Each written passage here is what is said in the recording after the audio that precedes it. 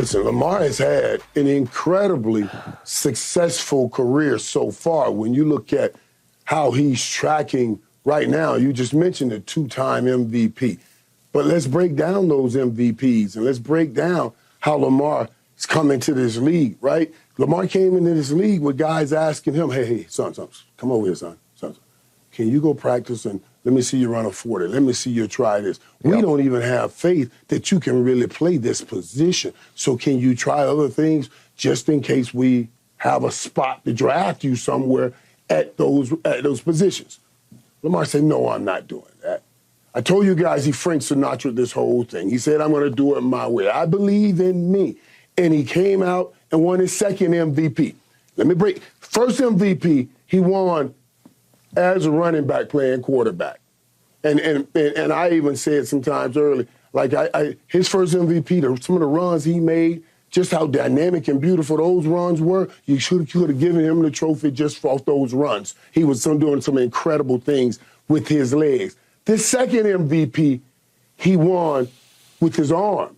You know, he didn't throw, like Sherm said, for 30 touchdowns or for enough touchdowns. He did get his numbers up late with some big games, but like Sherm would like it. But he still won with his arms. We saw what he did. We saw him with his arm. We saw him sit in the pocket, delivering the pass, winning football games with his teams. So Lamar is in a great place. He got his bag.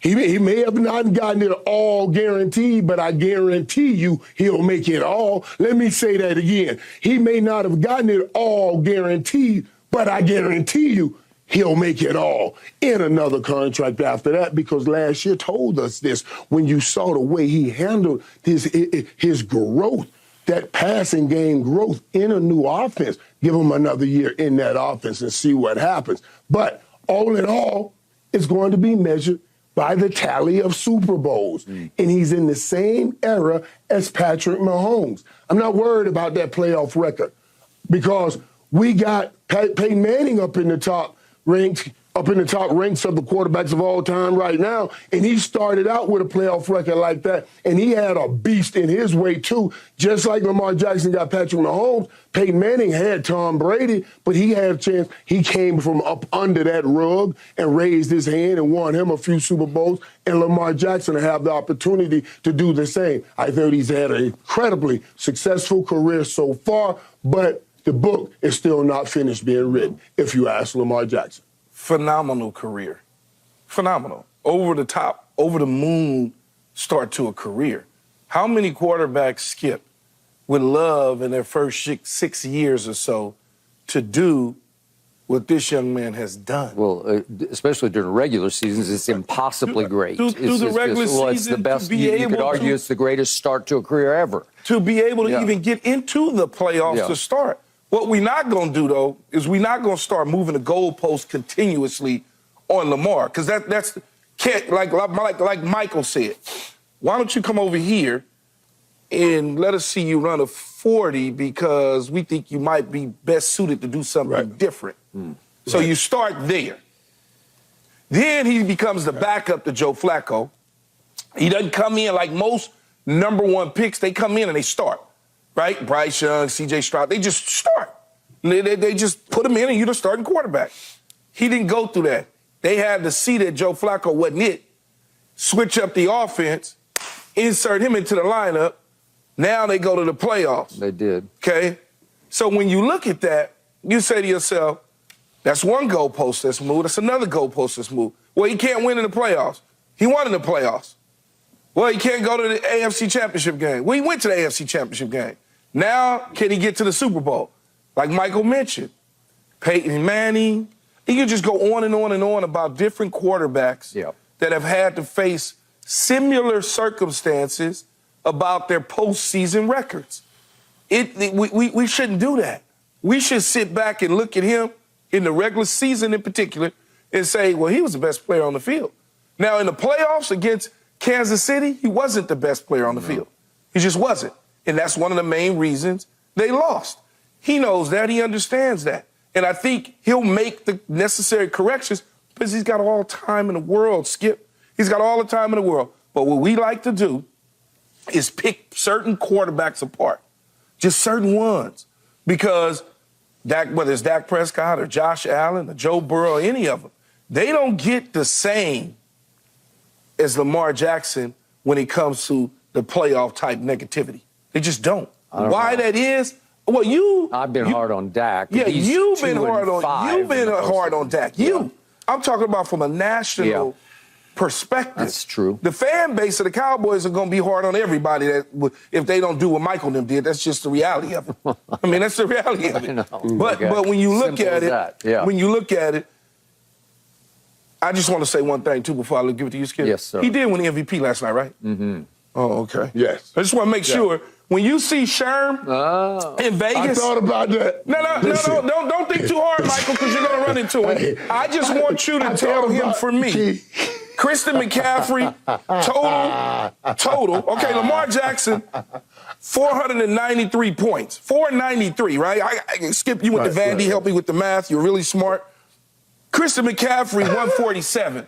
Is that 147 and 493? Is that No. So you would have to have like 493 to 493 for it to be right? And Richard contended that they would split it, right? Yeah, Share it. yeah, Did Christian get one first place vote? One? He got zero in my opinion. Zero. No, he got zero. From what I'm looking at, he got zero. Yeah, zero, for sure. So I just wanted to bring that up. And so Richard, You won your bet. Yeah. I was shocked that Richard took that bet because it was a sucker bet. He finished third. He was behind Dak Prescott. Yeah. It was a sucker bet. Hey, Skip and Key, listen. And so, and I'm sitting right on the front row, and Lamar's right over here to my right.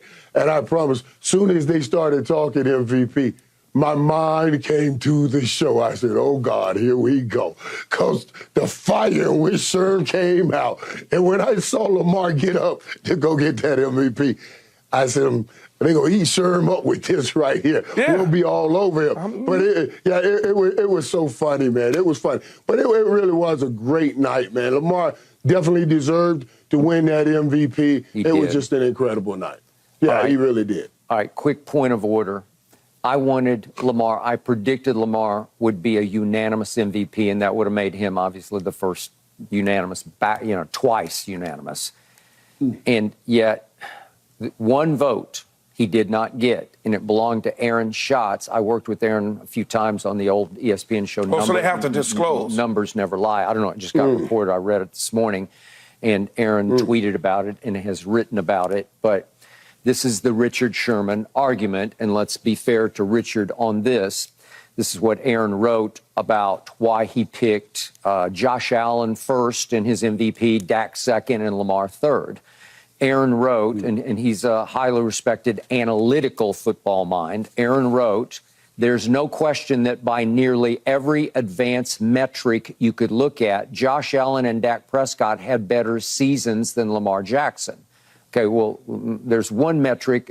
Does one loss record count as a metric? I don't know. But if you look at that and use your eye test, that's a whole nother story. Now, to Richard's argument, you realize that Lamar finished 11th in touchdown passes with 24 and 15th in passing yards to become the first MVP ever to rank outside the top 10 in both those categories. Well, that was Richard, his defense of his pick of McCaffrey. He said, well, then you're speaking of moving the goalposts, he's saying you're moving them way down the field on this one if Lamar's going to be the MVP, right? We went back and forth about that. Yeah, we went back and forth on that, but Skip. Oh, come on. Why is he the MVP then? If all the metrics are, why did 49 people give him first place votes? 49 out of 50. Yes, because 49 out of 50. What did their eyes tell them? What did they see on Christmas night at San Francisco when Lamar went in there against the best team in the NFC and just cleaned house in their house, right? Yes. Okay, that's all you needed to know. And what I would say about this, now that he's gotten his second MVP, now I want to see him on television, man. I want to see him on commercials. I want to see him out there. Now, I don't know if it's because he doesn't want to do the stuff and doesn't have the necessary team behind him, or the sponsors and the advertisers aren't interested in him. Because I've never seen an MVP not grace covers and be on my television set multiple times. Never have I ever seen an MVP ever, especially a quarterback. This is his second MVP now. His second. Oh, yeah. Because you could create, you know, people say we doesn't have a big personality, kind of quiet guy, whatever the case is. That's fine. Yeah, right. But if you got the right people in the marketing department sitting at the desk, they can create. Remember Little Penny? Remember Penny Hardaway? They said the same thing about Penny. But guess what they did? They went and got Chris Rock and Tyra Banks, and they figured out how to create something. And it was great. And it was great. I just want to see it because it's the second MVP. I don't want to see Josh Allen. Okay. I don't want to see all them dudes. I want to see this MVP on my screens next fall. Okay, Michael. Let me say this though, as we talk about Lamar not getting the unanimous MVP and all of those things, and excuse me, Christian McCaffrey getting a vote. What I thought was interesting is, you know, how the guys that you just talked about who had Josh Allen, Dak, and Lamar, how he has it ordered. Aaron shots. I can understand it now. Maybe I shift Lamar to the front because, like you talked about, Skip, record. Is that in your matrix? Because he had a better record. You know what I'm saying? And got his team just a little bit farther. I would have been happy getting my team to where he got his team. But that's another thing. But when we put in a running back in the MVP conversation, only a year or two after we've talked about the less importance of the running back or the excusing of the running back, when we had all these other guys holding out, we talked about the running back position not being as important. And now all of a sudden it's back in the MVP conversation. And then we use, because it's a dual threat running back, he can run the ball and catch the ball. And I say, yes, that's true, but Lamar Jackson can run it and throw it. You know what I mean? And this year threw it at an incredible level, at a whole nother level in a new offense that you got a chance to see, and you can only expect him to improve upon. So that confused me. Like if we had the order that he had, and it's all quarterbacks, you say, okay, and maybe one of those quarterbacks, you know, stole something like that. Yeah, that's different. But yeah, Lamar Jackson, I think this is an incredible award for him because it says this is just the beginning. He got this at the beginning of learning this offense. It's like Patrick Mahomes, who learned his offense and showed up, and now you have this. You put this on the football field every year and get a little bit better at making those critical decisions down in the end of the game, then you can end up also like Tom Brady and win you some championships. Yeah, and by the way, Michael, one other Aaron Schatz's point about why he went with Josh Allen and Lamar down at third was because if you look at their rushing stats this year, Josh Allen's rushing stats were actually better across the board than Lamar's. Right. That doesn't mean that Lamar didn't do it at the right place, right time, where they were more impactful runs. You know, you start to factor in third down runs for first down, that sort of thing. But if you just look at the overall numbers, Josh is running the football a little better. Did Josh turn the ball over more than Lamar this year? It means what I said. Yeah. He turned it over more, right? He didn't run it enough.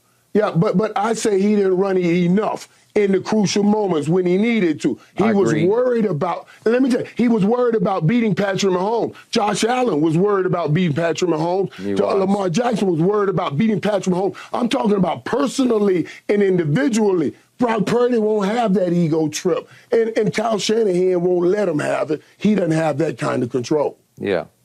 So to sum this up, Keyshawn, do I wish that Lamar's postseason record was 4-2 instead of 2? You better believe I do. Yeah, of course. Because I root for him. Because to Michael's point, it was astonishing. He went from you belong at receiver to the youngest ever two-time MVP. That's impossibly great, and I honor that at the highest level. But I wish he had. At some point, he's going to validate. He didn't do it this year, but you just need one validation, which would be to get to a Super Bowl, and maybe that's coming next year. But the crazy thing, though, Skip, is he's not the only one. No, I understand. Hell, we just talked about Josh Allen, okay? And we always talking about the quarterback room being reset economically so you can build around him. Well, Josh Allen didn't go to the Super Bowl. No. He ain't been nowhere near the Super Bowl. Nowhere near. And they paid him his money. They did. They didn't reset the room by drafting another guy, and they're in the same position. Yeah. But we act as though Lamar isn't getting better and advancing his team each year. True. It's still early in this man's career. Got it. Just because Agreed. Brock Purdy was able to do it faster in a short amount of time doesn't make him Tom Brady. It just doesn't work like that. Thanks for watching, Undisputed fans. Do you want more highlights from the show? Make sure to click that subscribe button for all the exclusive content from Undisputed.